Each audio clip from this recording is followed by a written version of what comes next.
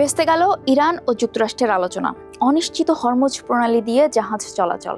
তাহলে এখন কি হবে? আবার কি আলোচনায় বসবে দুই পক্ষ, নাকি আবার বাঁচবে যুদ্ধের দামামা?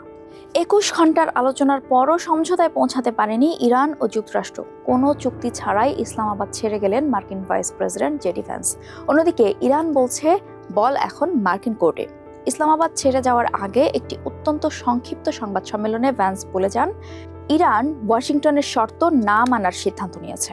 এদিকে তেহরান বলছে কোনো তাড়াহুড়া নেই, বল এখন ওয়াশিংটনের কোর্টে। একটি নির্ভরযোগ্য সূত্রের বরাত দিয়ে ইরানের তাসনিম নিউজ জানিয়েছে এই তথ্য। ওই সূত্র বলছে সিদ্ধান্তের ভার এখন আমেরিকার উপর এবং আলোচনায় বসতে ইরানের কোনো তাড়া নেই। জানিয়েছে আলোচনায় ইরান যুক্তিসঙ্গত উদ্যোগ ও প্রস্তাব পেশ করেছে। এখন বাস্তবসম্মতভাবে বিষয়গুলো খতিয়ে দেখার দায়িত্ব আমেরিকার। আলোচনার ক্ষেত্রে ওয়াশিংটন ভুল হিসাব কষেছে বলেও দাবি করেছে ইরানের ওই সূত্র। সতর্ক করে বলেছে, যুদ্ধের সময়ও একই কাজ করেছিল যুক্তরাষ্ট্র। এবার তারা যুক্তিসঙ্গত চুক্তিতে সম্মত না হলে হরমুজ প্রণালীতে কোনো পরিবর্তন আসবে না। এর মানে হলো ইরানের ওই কর্মকর্তা সাফ জানিয়ে দিয়েছেন, গুরুত্বপূর্ণ হরমুজ প্রণালী বন্ধই থাকছে। এদিকে থায়ার মার্শাল ইনস্টিটিউটের অধ্যাপক ডেভিড ডেস রোশ বলেছেন, ইসলামাবাদের আলোচনার সময় ইরানের কাছে অবস্থান পরিষ্কার করেছে ওয়াশিংটন। তারা নিজেদের অবস্থানে কোনো পরিবর্তন আনেনি। আল জাজিরাকে তিনি বলেন, লক্ষ্যমাত্রা নির্ধারণের একটি বিষয় আছে। আমি মনে করি প্রেসিডেন্ট ট্রাম্প স্পষ্ট করে বলেছেন যে ইরানকে পারমাণবিক অস্ত্র তৈরি করতে দেওয়া যাবে না এবং তারা তা করতে পারবে না। এ বিশ্লেষক মনে করছেন, ইরানিরা সম্ভবত ভ্যান্সের মধ্যে আগের আলোচকদের তুলনায় নমনীয়তা আশা করেছিল।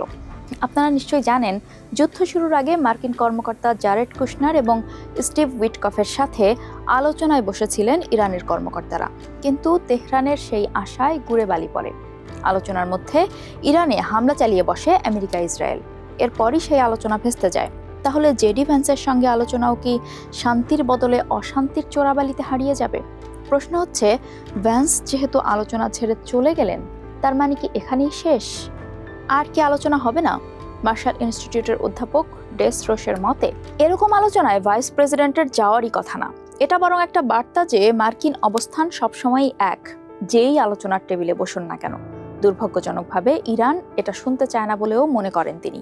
তবে ইরানের আরেকটি সূত্র ফার্স নিউজ এজেন্সিকে জানিয়েছে, যুক্তরাষ্ট্র আলোচনার টেবিল ছেড়ে যাওয়ার জন্য শুধু একটি অজুহাত খুঁজেছিল। তাদের এই আলোচনায় বসার উদ্দেশ্য ছিল ইরানে নাকানি চুবানি খাওয়ার পর বিশ্বের কাছে মান সম্মান ফিরে পাওয়া। ইরানের সঙ্গে যুদ্ধে হেরে যাওয়া এবং অচলাবস্থা দেখা দেওয়ার পরও ওয়াশিংটন তাদের শর্তে ছাড় দিতে নারাজ বলে সেই সূত্র মনে করছে। তাহলে এখন কি হবে? পরবর্তী দফা আলোচনার জন্য এখনো কোনো তারিখ বা স্থান নির্ধারণ করা হয়নি। তবে আশার কথা হচ্ছে, আর যে আলোচনা হবে না এই ঘোষণা এখনো কেউই দেয়নি। কিন্তু বাস্তব অর্থে যে রাজনৈতিক অস্থিরতা ও পারস্পরিক অনাস্থা তৈরি হয়েছে, তাতে যুদ্ধ আরও দীর্ঘ হতে পারে বলেই আশঙ্কা করছেন বিশ্লেষকরা।